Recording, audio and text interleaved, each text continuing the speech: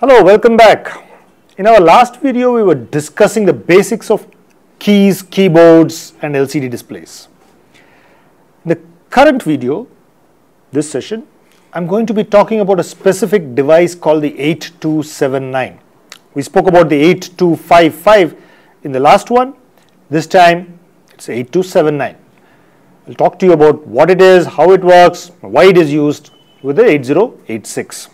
So let's see how to interface a keyboard or a display to the processor, right? So the processor on its own has no meaning. You all obviously need some form of getting inputs into the processor, and you need something to display outputs from the processor. This is one way to do this, where you directly connect these inputs and outputs to the processor bus, the address bus, data bus, and control bus. And the processor will be very busy managing the keyboard, managing the display. But there must be some way of making this easier for the processor. And there you use the 8279. The 8279 is another Intel chip used for keyboard and display control. On one side, it connects to the processor. On the other side, it connects to the keyboard and the display. And once the processor programs the 8279, the 8279 automatically manages both the keyboard and the display, interrupting the processor only when it needs to do so. And I'll tell you when it will actually interrupt the processor. For sure, the 8086 can now do what it wants to do, leaving the rest of the burden to the 8279.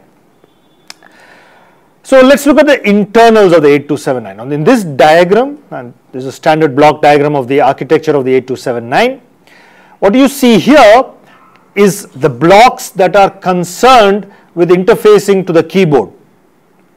And if you study these blocks, they're fairly straightforward. You need a set of signals, that input pins from the keyboard into the 8279. Whenever a key is pressed, it needs to get stored somewhere. The meaning of that key needs to get stored somewhere, which is the so-called FIFO RAM, first in, first out RAM. And of course, it needs a bunch of control signals. This is interfacing, the interface blocks of the 8279 with the keyboard. This is the set of interface blocks for the 8279 with a display. And this includes the display address registers. It includes a display RAM, which actually contains the data to be displayed on the display device. And the display RAM is programmed by the 8086 whenever it wants anything displayed by the 8279. And of course, there are display registers and a bunch of control signals again.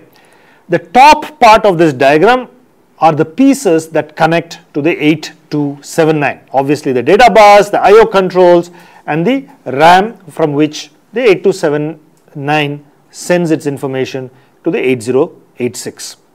Very briefly, this is the architecture of the keyboard and display controller. Let's look at the modes of operation of the 8279. Obviously, there is the output mode. The output mode is for displays. The input mode for connecting keyboards.